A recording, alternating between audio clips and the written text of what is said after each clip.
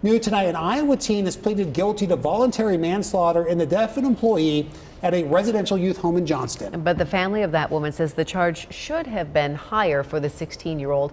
KCCI's Ophelia Jacobson is live at the Polk County Courthouse tonight.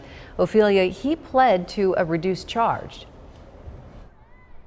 Yeah, Stacey and Ben, that's right. Javon Mathis was originally charged in juvenile court with second-degree murder, but prosecutors wanted to move that case to adult court. So as part of that plea agreement, Mathis agreed to plead guilty to voluntary manslaughter, which is a reduced charge. And today we saw Mathis for the first time as he entered that plea agreement here at the courthouse. Wearing shackles and handcuffs, 16-year-old Javon Mathis entered a Polk County courtroom Wednesday afternoon. For the first time, I had left the campus of Ellipsis in a state of extreme anger. Describing what happened on May 8, 2024 in his own words. He says he was trying to walk into the street outside of the Johnston Youth Residential Facility that day when Kathleen Galloway Menke, an employee, blocked him. That made me even angrier, so I pushed past her so hard that she flew into the air and landed in the street and hit her head. Galloway Menke died from a brain injury a few days later. How do you plead, guilty or not guilty? Guilty, Your Honor. Are you pleading guilty because you are in fact guilty? Yes, Your Honor.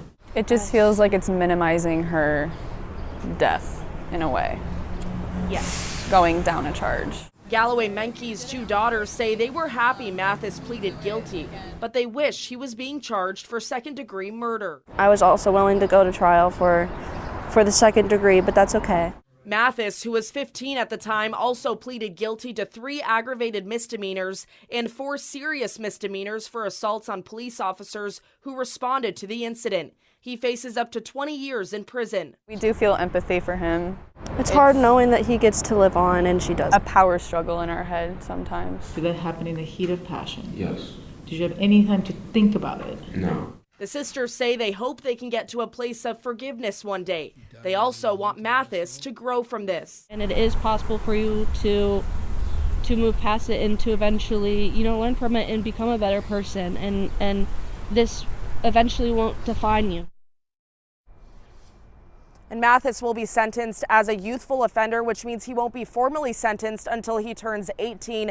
The judge set a date for his sentencing hearing for July 31st, 2026. And the two sisters tell me that they plan to present victim impact statements then. Live in downtown Des Moines, Ophelia Jacobson, KCCI 8 News, Iowa's news leader. KCCI Investigates has asked a lot of questions following the death of Kathleen Galloway Menke.